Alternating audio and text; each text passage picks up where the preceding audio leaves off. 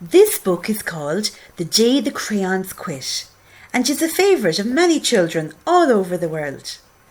The author of this book is Oliver Jeffers, and he has written some other books about crayons too.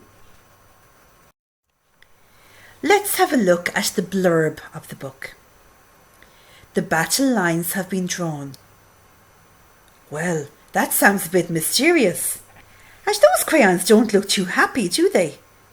They look like they're protesting. They're holding signs. One says boo, and another one says we're not happy. We'll have to read the story to find out what they are complaining about. But before we start reading, we're going to do what is called a picture walk. We'll look at some pictures from the book, have a little chat about them, and hopefully they'll give us a better idea of what to expect in the story. Here's the first picture. I can see a bundle of letters, and they're addressed to Duncan. He must be a character in the story. Here's a nice picture. A red Santa on a red fire truck with red strawberries and red hearts, and a red crayon who doesn't look very happy. Here we've got some black things. A black beach ball, a black rainbow, some children wearing black clothes, and a black crayon who's looking a bit worried. Here's a nice picture with crocodiles and a dinosaur and frogs and a tree and a green crayon who also looks a bit unhappy and worried, doesn't he? Here we've got a beautiful picture with blue rain clouds and the blue sea and a river going into the sea and, a really small, short, stubby crayon thrown on the ground. He looks totally worn out. And here we've got a pink crayon, and there's drawings of a pink dinosaur and a monster and a cowboy and a princess, and that crayon does not look happy. I'm starting to get a really good idea now about the story, because it's called The Day the Crayons Quit, and all of the pictures are showing crayons that are cross, fed up, unhappy looking. Here are some opened letters. They must be the ones that were in the envelopes we saw a few minutes ago. And they're all written in different colours. I wonder will we find out more about those in the book. Oh, look at this picture. I like this one. Look at all the colours. That's really nice. And it's different to all of the other pictures, because the other pictures only had one colour each in them, but this picture is just amazing with all of the colours. So let's get started and read the story, The Day the Crayons Quit. One day in class, Duncan went to take out his crayons and found a stack of letters with his name on them. Hey Duncan, it's me, Red Crayon. We need to talk. You make me work harder than any of your other crayons. All year long, I wear myself out, colouring fire engines, apples, strawberries, and everything else that's red. I even work on holidays. I have to colour all the Santas at Christmas and all the hearts on Valentine's Day. I need a rest. Your overworked friend, Red Crayon. Dear Duncan, all right, listen. I love that I'm your favourite crayon for grapes, dragons and wizard hats, but it makes me crazy that so much of my gorgeous colour goes outside the lines. If you don't start colouring inside the lines soon, I'm going to completely lose it. Your very neat friend, Purple Crayon.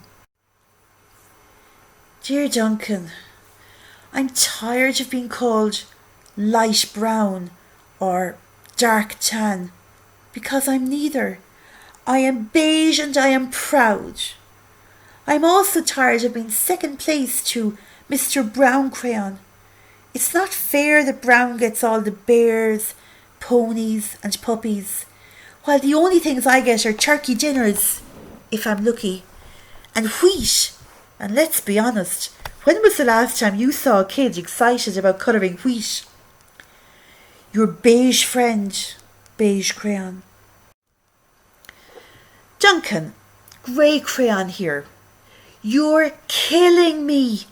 I know you love elephants, and I know that elephants are grey, but that's a lot of space to colour in all by myself. And don't even get me started on your rhinos, hippos and humpback whales.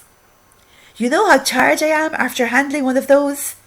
Such big animals. Baby penguins are grey, you know. So are very tiny rocks, pebbles. How about one of those once in a while to give me a break? Your very tired friend, Grey Crayon. Dear Duncan, you colour with me, but why? Most of the time I'm the same colour as the page you are using me on, white. If I didn't have a black outline, you wouldn't even know I was there. I'm not even in the rainbow.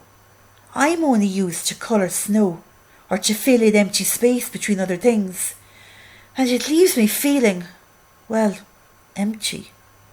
We need to talk. Your empty friend, White Crayon. Hi, Duncan.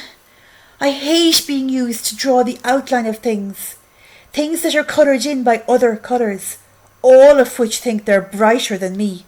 It's not fair when you use me to draw a nice beach ball and then fill in the colours of the ball with all the other crayons.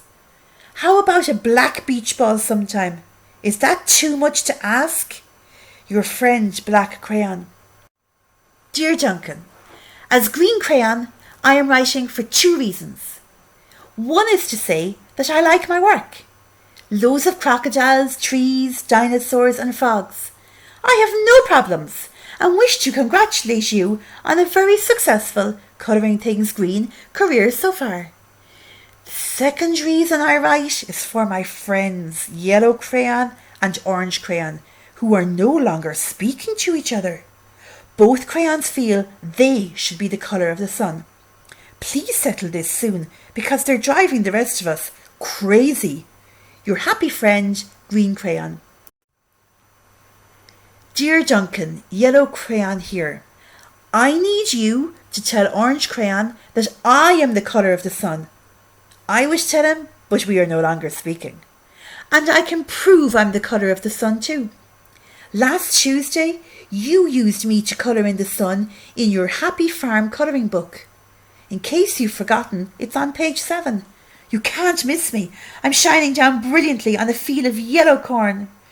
Your pal and the true colour of the sun, Yellow Crayon. Dear Duncan, I see Yellow Crayon already talks to you, the big whiner.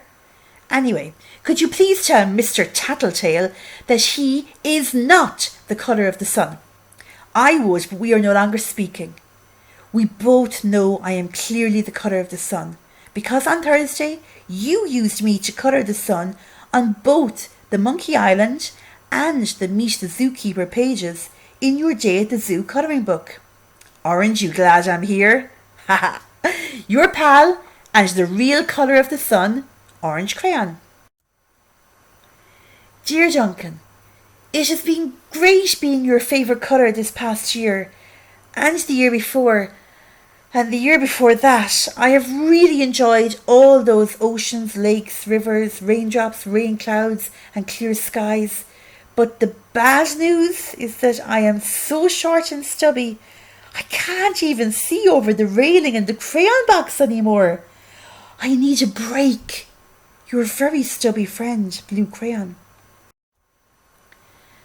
Duncan, okay, listen here, kid. You have not used me once in the past year. It's because you think I'm a girl's colour, isn't it? Speaking of which, please tell your little sister I said thank you for using me to colour in her Pretty Princess colouring book. I think she did a fabulous job of staying inside the lines. Now, back to us. Could you please use me sometime to colour the occasional pink dinosaur or monster or cowboy? Goodness knows they could use a splash of colour. Your unused friend, Pink Crayon. Hey Duncan, it's me, Peach Crayon. Why did you peel off my paper wrapping? Now I'm naked and too embarrassed to leave the crayon box. I don't even have any underwear. How would you like to go to school naked? I need some clothes. Help! Your naked friend, Peach Crayon. Well, poor Duncan just wanted to colour. And of course he wanted his crayons to be happy. And that gave him an idea. When Duncan showed his teacher his new picture, she gave him a good work sticker for colouring and a gold star for creativity. The end. Did you enjoy the story? What crayon character did you like best?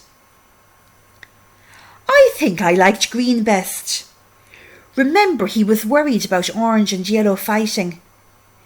Green sounds like he's a good friend to have. When you colour, do you have a favourite colour you always use? Or maybe you like to use lots of different colours like Duncan did at the end of the story. His teacher really liked when he used lots of colours, didn't she? She even gave him a good work sticker and a gold star. Lucky Duncan.